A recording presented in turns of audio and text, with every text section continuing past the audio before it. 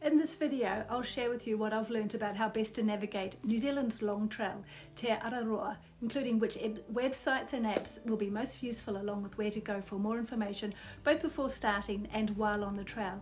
And this is all information I've gathered as part of my own preparation for walking the 3,000 kilometre trail this season. Te Araroa extends from Cape Reinga at the tip of the North Island to Bluff at the bottom of the South Island, and offers a fascinating mix of scenic, historic and recreational characteristics. Thru-hikers generally walk this trail from north to south, allowing them to start in the subtropical Northland in the spring and ending in sub-Antarctic Southland at a time when the southern weather is at its most settled. Keep in mind though that the weather in New Zealand is extremely changeable, and be prepared for 4 seasons in any one day. When planning your daily distances, and if you're not familiar with tramping in our North Island forests, the average speed isn't much more than 2.5 kilometres per hour. Compared to other through hikes, Te Araroa is in its infancy and the trail is still evolving. It includes tracks over mountain tops, up rivers, over farmland, through forests and along beaches. Possibly the most well-known being 90 Mile Beach, which is actually 55 miles or 88 kilometres long, and to confuse matters more, is officially a New Zealand public highway, so be careful where you stop for your lunch. There's still gaps in the trail as negotiations continue with private landowners, with the goal that one day walkers will gain more access across private property and away from the roads. In the meantime, the Te Araroa Trust has mapped out bypasses to the next trailhead, which will take you along public roads as well as through towns and cities where necessary. At times there'll be track closures due to possible storm damage or track maintenance, and depending on the time of year, lambing or logging in the plantation forests, creating another detour. When this happens, the trail will bypass these closures using connector roads. The Te Araroa website has detailed track notes with all the current information you need for each section of trail. The website, along with the corresponding Te Araroa app, are a massive resource for trail walkers.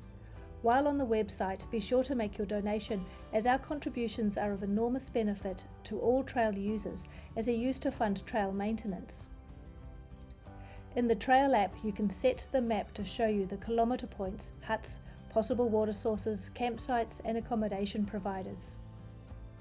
All the trail notes and track lists are included in the app, as well as the elevation profile, track status or warnings. I've included links down below in the description to all the websites and apps that I mention in this video. When walking south on 90 Mile Beach, if you look up to the stars, you'll find the Southern Cross. It's the constellation on our New Zealand flag, and it'll be hanging directly in front of you as you head down the beach. The Southern Cross represents due south, and generally this is the direction you'll be headed. To put it simply, keep the Tasman Sea on your right and the Pacific Ocean on your left, and you'll eventually find Bluff.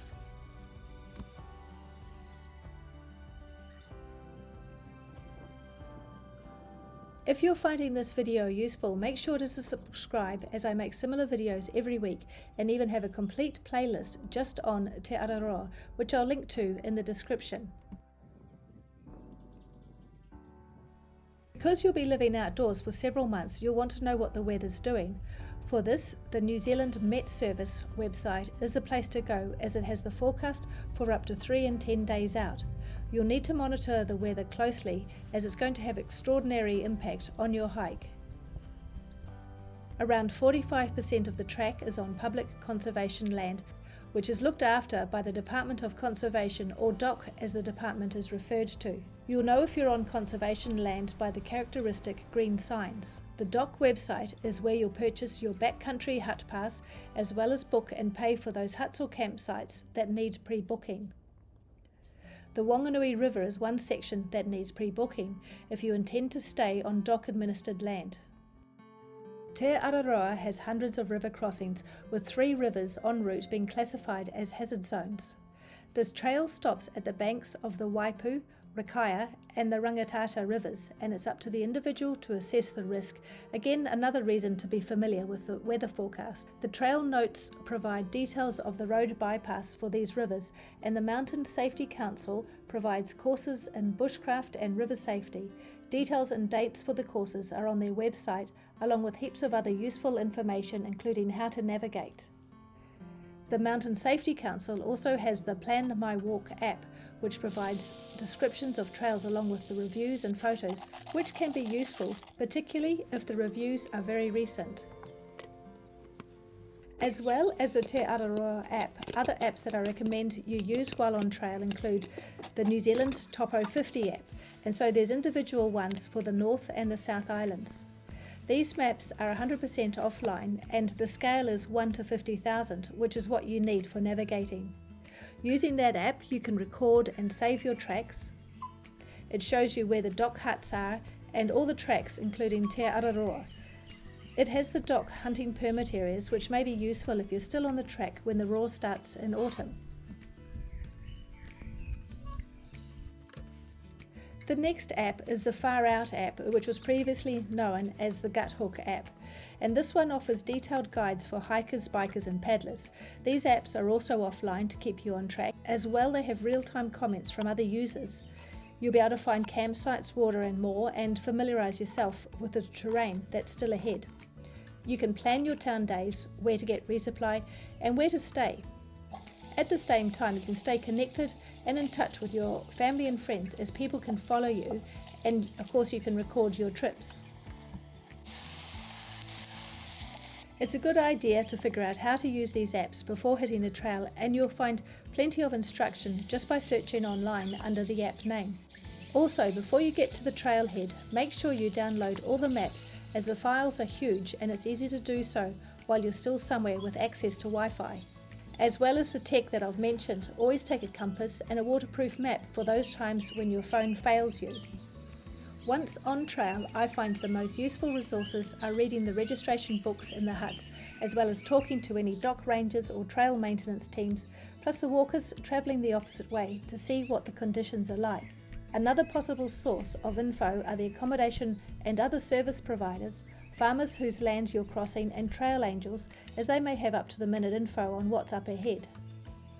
There's several Te Araroa groups on Facebook, including a general group, the Trail Angels and a women's group. All will be linked below.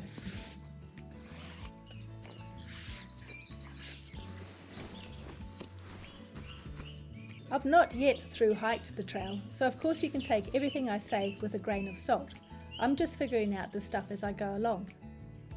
I have tramped sections of it and completed plenty of other hikes, including most of the New Zealand Great Walks and a number of other backcountry hikes, so I'm not unfamiliar with the likely conditions. I've filmed many of my hikes and you can find them here on my channel, so the apps and the websites I've recommended above are ones I've used on other trips.